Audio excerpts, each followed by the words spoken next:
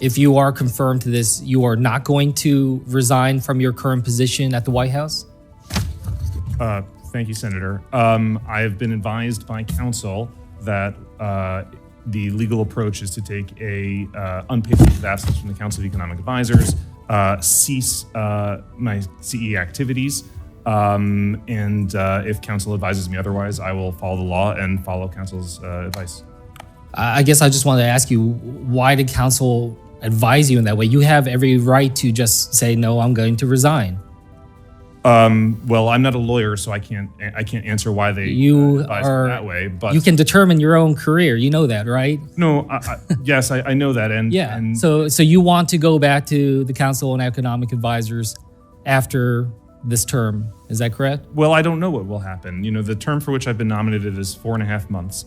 If I am nominated and confirmed for a longer term than just a handful of months, I would absolutely resign. Associating myself with the comments of my colleague, Senator Blunt Rochester, with respect to... One final question here. Has anyone in the administration asked you to commit formally or informally to vote to lowering interest rates? No. With that, I yield back. So first of all, I appreciated the opportunity to visit with you in my office. I will be the third member in a row to recognize. You share President Trump's vision for what it takes to move our economy forward. But I want to make sure that the answers that you gave when we were talking are still the answers that you have now as it relates to your role as the governor of the Fed and not as the chairman of the CAE. Thank you, Senator. I couldn't be, and thank you for the opportunity to discuss these issues with you on the phone prior to the hearing. I couldn't be more in agreement that independence of the central bank is of paramount importance for the economy, for financial markets, for the long-run stewardship of the country. All of those are completely, I'm in complete accord with. Look, the president nominated me because I have policy views that I suppose that he liked. If I'm confirmed to this role, I will act independently, as the Federal Reserve always does, based on my own personal analysis of economic data, my own personal analysis of the effects of economic policies upon the economy, and act based on my judgment of the best economic policy possible.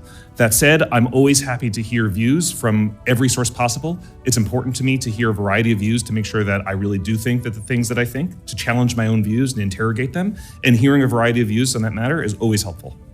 I'll tell you, Dr. Miran, one of the things I like about you is that you're clear, you're consistent, and you've been honest. And you have been clear with me and consistent with me and honest with me, and I appreciate that a lot. I do think that I want to reinforce the importance of the Fed's independence because it is something that I actually believe is paramount for our country and for our economy. And to reinforce our need for a very independent Federal Reserve Board. I do believe that there's no evidence that tariffs have had any inflationary effect in the sense of moving the aggregate price level.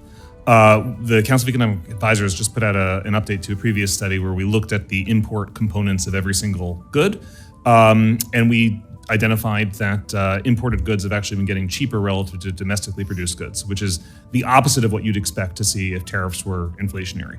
Moreover, there's no sense in which U.S. goods inflation has diverged from goods inflation internationally, which again is something you would expect to see if tariffs were inflationary because the U.S. is implementing significant tariffs, but other countries are not.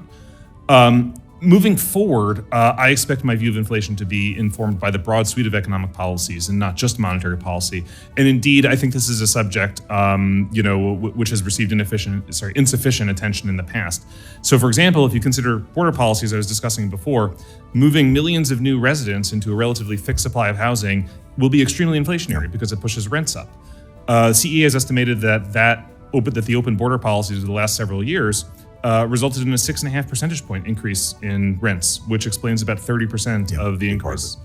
30% of the increase since 22, right? So that's hugely inflationary. So it is my view that the change to border policies is actually quite deflationary in its effects, and we're working on quantifying that. In this Manhattan Institute paper published last year that I would like to enter into the record, you propose reforming the Federal Reserve by explicitly tying Fed board membership to the result of elections giving the president control over the Fed and allowing the president to have complete authority to fire Fed governors. Congress would need to implement these reforms. Is that correct? Thank you, Senator. That is not correct. I did not recommend giving the president control over the Fed because what I recommended doing was a package of checks and balances. And one of the other checks and balances included in that package was strengthening the system of regional reserve banks and ensuring that they voted every meeting, which would then give them a majority over the Board of Governors. I've read your paper and I disagree with your characterization of the argument. Do you think our economy would be better off with President Trump setting interest rates unilaterally? Thank you, Senator. I don't believe that's a situation which is currently happening. But my question is, do you think our economy would be better off if he were able to set interest rates unilaterally, yes or no? I think the president has had a series of excellent calls on monetary policy over the recent few years.